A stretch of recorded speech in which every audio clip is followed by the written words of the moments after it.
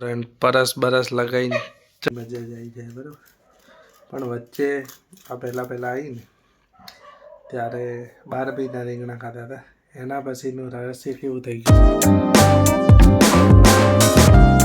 જય દ્વારકાધીશ ફ્રેન્ડ. આપણે આવતા રહ્યો ઘરે અને જે ક્યુટ પરીનો બર્થડે હતો ને એનો આજે ફોન આવ્યો મને બરાબર.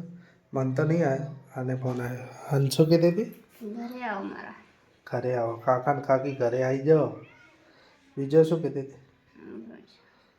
એટલે આપણે હોજે જવાના આવો ઘરે.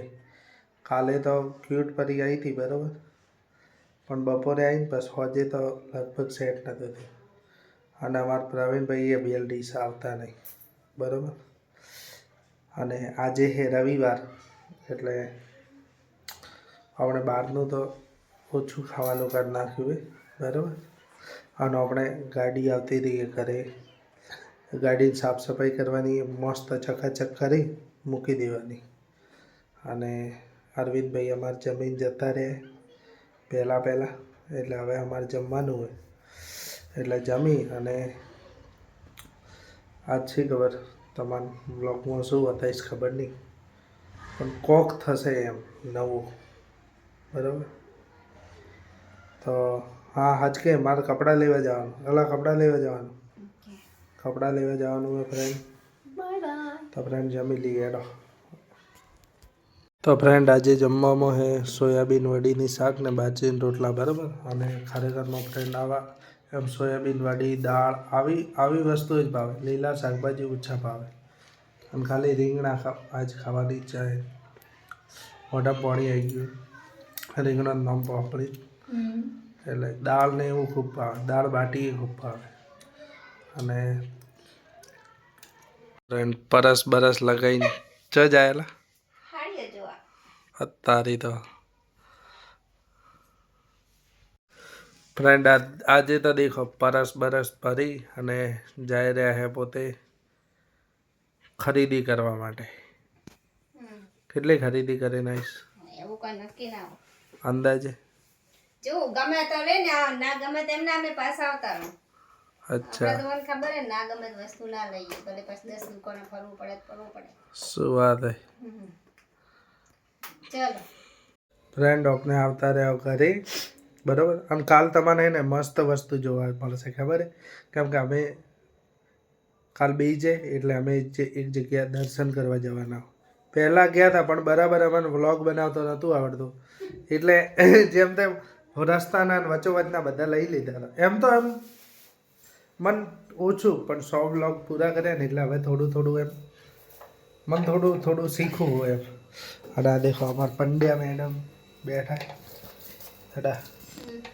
क्रिस का सुने गगाना, मैं तो हरीश का भी नहीं सुनती था क्रिस.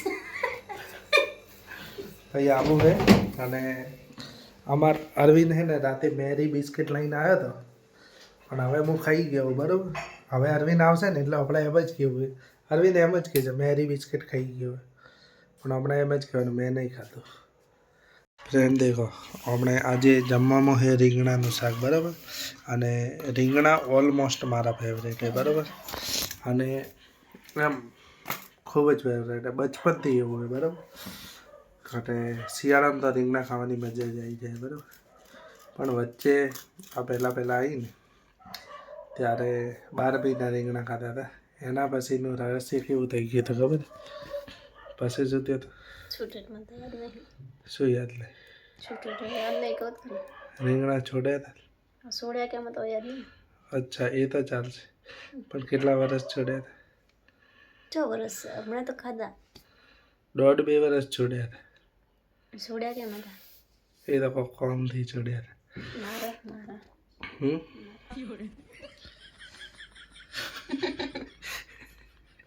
શું કે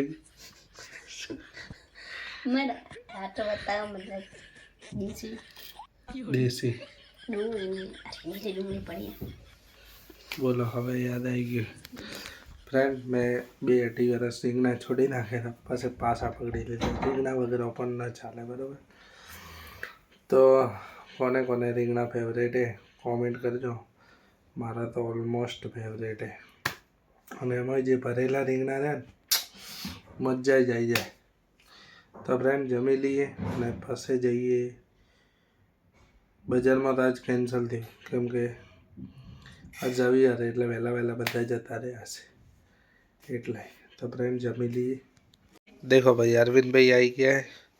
અરવિંદ એક વાત કહું, પહેલાં તું મને રૂમાલ હાલ બરાબર, અને બીજી વસ્તુ શું કહું ખબર, ક્રિસ કા ગાના સુનેગા ક્રિસ કા ગાના.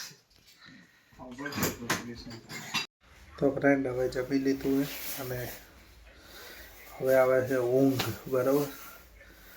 તો કાલ તમારા બ્લોગમાં મજા આવશે કેમ કે અમે જવાના હો બહાર બરાબર. તમને ખૂબ જ મજા આવશે. તો કાલનો વ્લોગ મિસ ન કરતા બરાબર. તમને એકદમ એમ એન્ટિક મસ્ત લાગી જશે. તો ફ્રેન્ડ મળશું નવા વિડીયોમાં. અમારા વિડીયો સારા લાગે તો લાઈક કરો, શેર કરો અને અમારી ચેનલને સબસ્ક્રાઈબ કરો. Thank you so much.